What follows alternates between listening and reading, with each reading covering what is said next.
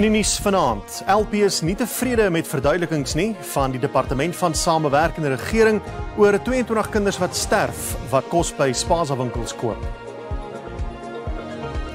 Regeringsdepartemente werk saam om die grense te versterk en syndikate by grensposte hok te slaan.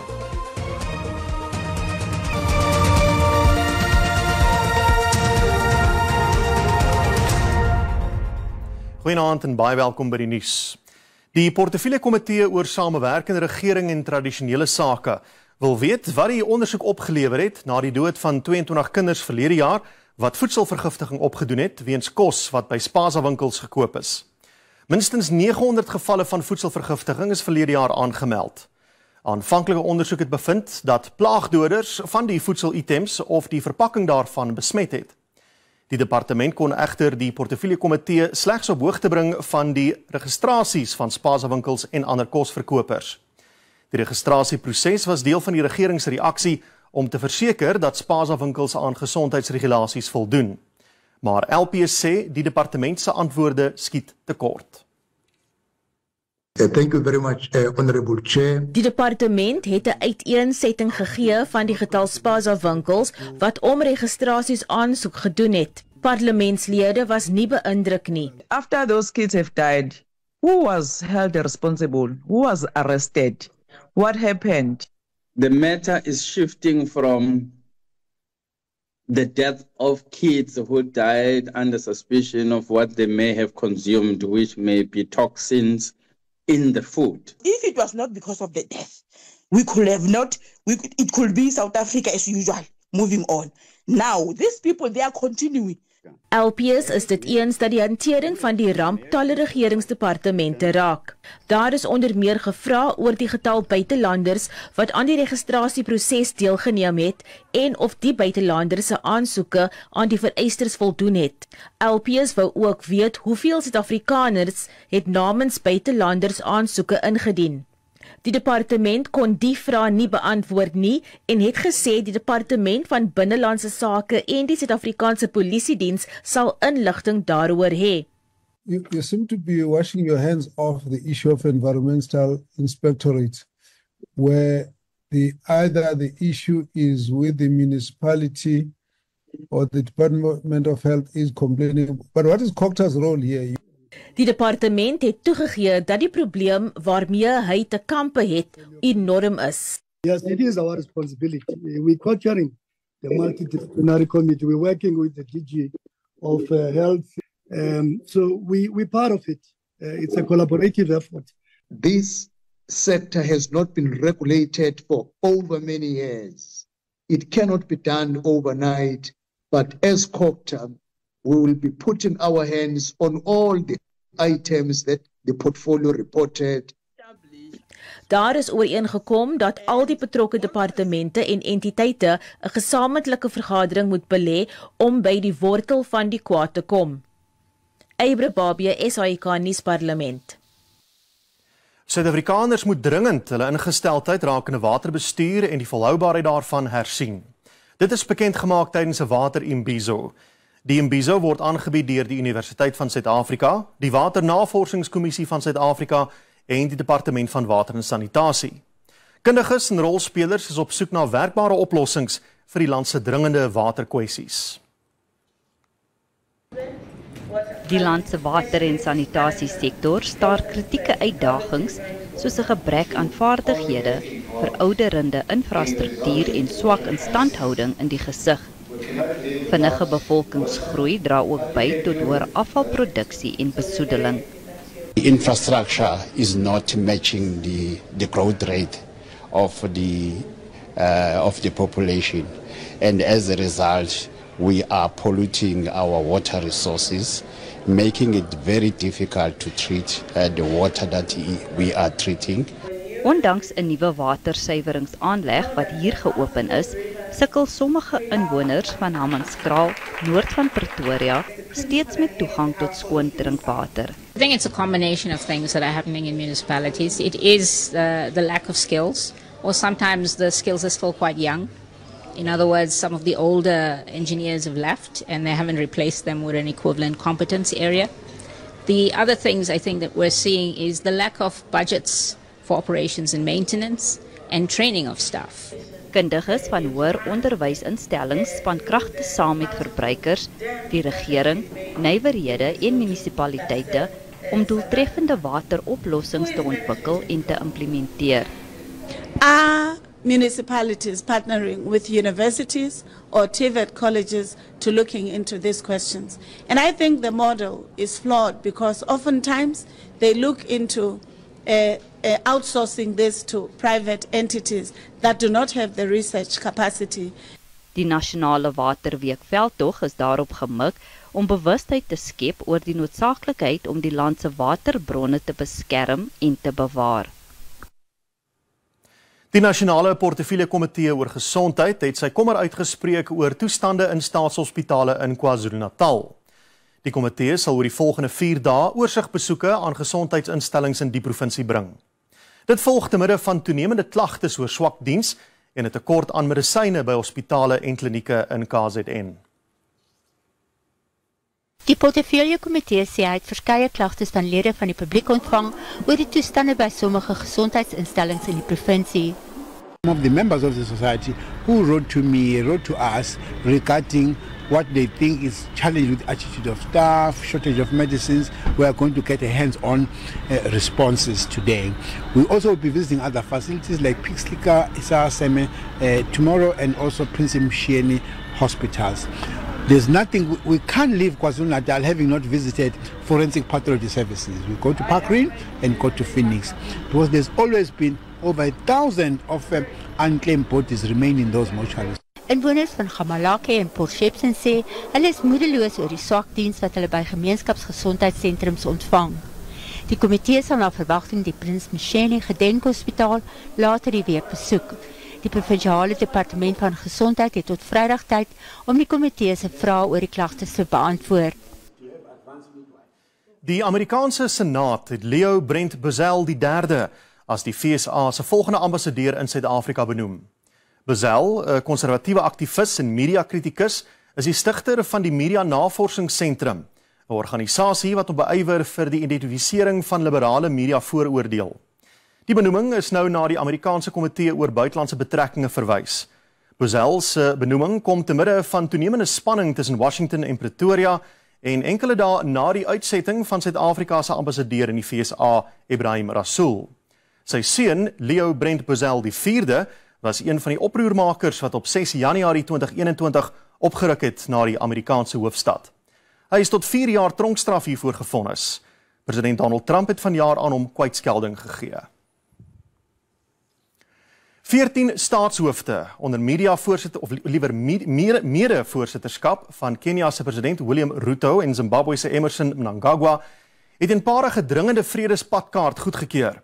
Die leiers van die Oos-Afrika Gemeenskap en die Suider-Afrikaanse Ontwikkelingsgemeenskap het ook 'n hoëvlak taakspan van voormalige Afrika-presidente, insluitend Nigerië se Olusegun Obasanjo en Kenia se Uhuru Kenyatta aangestel om onderhandelinge aan te voer. Die paneelfasiliteerders, insluitend 5 voormalige presidente met uitgebreide ondervinding in konflikoplossing, sal na verwagting binne enkele dae sy eerste inligtingssessie met amptenare van die Afrika-Unie en die Verenigde Nasies hou. Die beraad het opdrag gekry om onmiddellik 'n vredesplan in werking te stel. Die padkaart sluit die handhawing van korttermyn skietstilstand, mediumtermyn ontwapening en langtermyn politieke dialoog in. Rusland sê hy is bereid om 'n nuwe ooreenkoms aan te gaan oor die veiligheid van skeepsvaart in die Swartsee, maar slegs as die FSA Oekraïne beveel om dit te respekteer. Daar word gehoop dat dit 'n stap nader sal wees tot 'n algehele wapenstilstand. Die Russiese minister van Buitelandse Sake, Sergei Lavrov, sê slegs so 'n bevel sal die versekering gee wat Rusland nodig het. Die lande blameer mekaar vir die ineenstorting van die 2023 ooreenkoms wat die veiligheid van handelsvaart in die Swartsee sou verseker. Rusland hoop dat die FSA se tussentrede die sogenaamde terreuraanvalle gaan stop op burgerlike en energie-infrastruktuur. Dit terwyl die Oekraïne dieselfde beskuldigings na Rusland slinger oor aanvalle waarin duisende burgerlikes reeds gesterf het. LPS versoek antwoorde oor die dood van kinders wat sterf nadat hulle kos by spaarwinkels koop En ekonome by Absa meen die land sal min verloor indien ons nie by AGOA ingesluit word nie. Dit en ander nuus net hierna.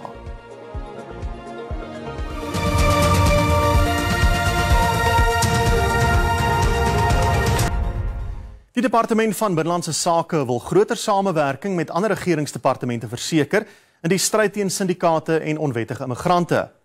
Die departement het daarom saam met die spesiale ondersoekeenheid die Grensbestuurs- en Immigrasie teen Korrupsie-eenheid in Pretoria bekendgestel. Verskeie migrasieamptenare is reeds afgedank nadat die forum 'n paar maande gelede tot stand gekom het. The many facets or the many failures of service delivery caused by corruption are not accidental. Where syndicates take control, they deliberately break the system. Owerhede hoop dat reg en geregtigheid en verantwoordbaarheid sal versterk word. A very critical part is that we need this forum to play a key role in the prevention framework. And we are saying corruption is a national priority crime that undermines our security, economic stability and public trust. Wetstoepassers sal fokus op die skuiwergate wat dikwels deur syndikaate uitgebuit word. Our ability to control and monitor our borders is a key pillar of state security and sovereignty. In our second quarter of this financial year, the total arrests effected by the DPCI included 59% of foreign nationals. We also want to achieve stability in this country. We want to secure the national security of our country by mitigating and countering risks that actually threatens territorial integrity and sovereignty of this good country. Met die Paasnaweek op hande, word daar geglo dat daar op die suksesse wat reeds bereik is, voortgebou kan word. Indien Suid-Afrika die voordele verloor wat hy ingevolge Amerika se wet op groei en geleenthede in Afrika of AGOA geniet, sal die impak nie so groot wees as wat algemeen verwag word nie. Dit is volgens ekonome by Absa. Hulle is egter bekommerd dat dit 'n langtermyn invloed gaan hê op regstreekse beleggings van die FSA in Suid-Afrika. Dit kom te midde van groeiende spanning tussen die twee lande nadat president Donald Trump finansiële hulp aan Suid-Afrika afgesny het en die uitsetting van die voormalige ambassadeur in Washington, Ebrahim Rasool. Ondanks die onsekerheid verwag die Absa-ekonome dat Suid-Afrika se ekonomiese groei vanjaar beter sal wees as in vorige jare. Hulle raam dit op 2,1% teenoor die 0,6% van verlede jaar. Die verwagte groei word hoofsaaklik toegeskryf aan 'n verbetering in kragtoevoer wat sakeondernemings se uitgawes verlaag het en laer inflasie. Senior ekonoom by Absa, Moelani Manduleke, sê die spanning tussen Suid-Afrika en die FSA kan egter 'n negatiewe invloed op die groeivooruitsigte hê. The direct trade effect of being kicked out of AGOA would not be significantly damaging for the South African economy, but I think it's important to just highlight here that that's obviously not the only risk here. You just cannot rule out the possibility that the US decides to, implement something more severe as far as trade is concerned. Ondanks die lae inflasie glo die ekonome dat verdere rentekoersverlagings onwaarskynlik is.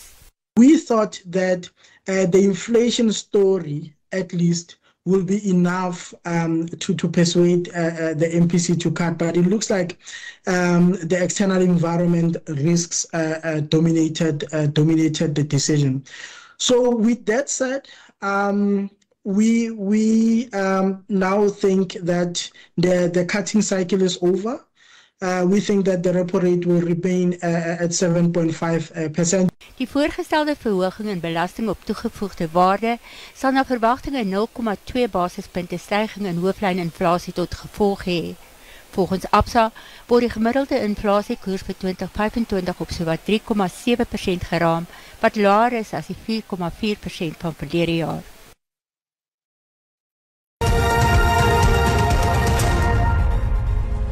Kom ons kyk hoe die markte om 8:00 vanaand vertoon het.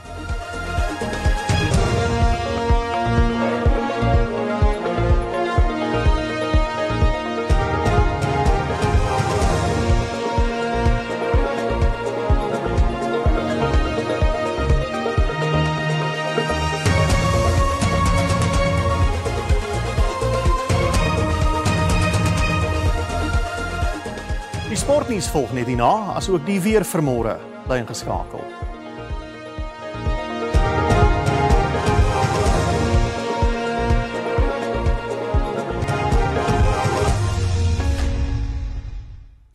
Bafana Bafana het sy kans om vir die 2026 FIFA Wêreldbeker in Amerika te kwalifiseer verder verbeter toe hy Benin 2-0 in 'n groep C-wedstryd in Abidjan in die voorkus geklop het. Dit beteken dat die span bo aan die punteleer in die groep bly nadat hy 13 punte in 6 wedstryde aangeteken het. Dit is 5 punte bo Benin en Rwanda. Lyle Foster en Jaden Adams het Bafana se doele aangeteken. Ons kyk na hoogtepunte van die wedstryd.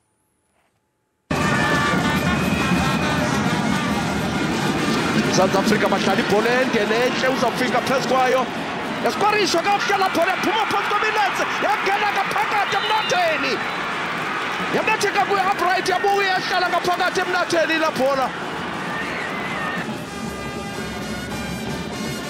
Polokwane City's finest Osman Apollos, really good ball in to Jaden Adams. Hugo Bruce adores it.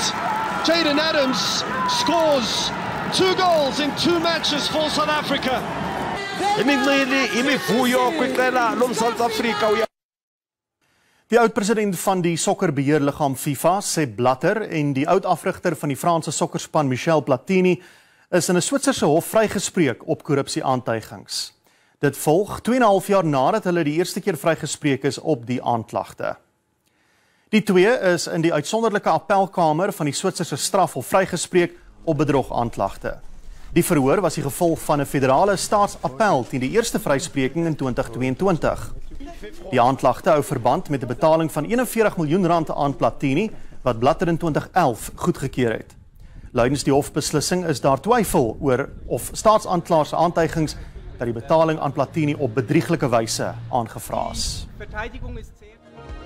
En dis waar die Afrikaanse redaksie groet. Mooi aan verder.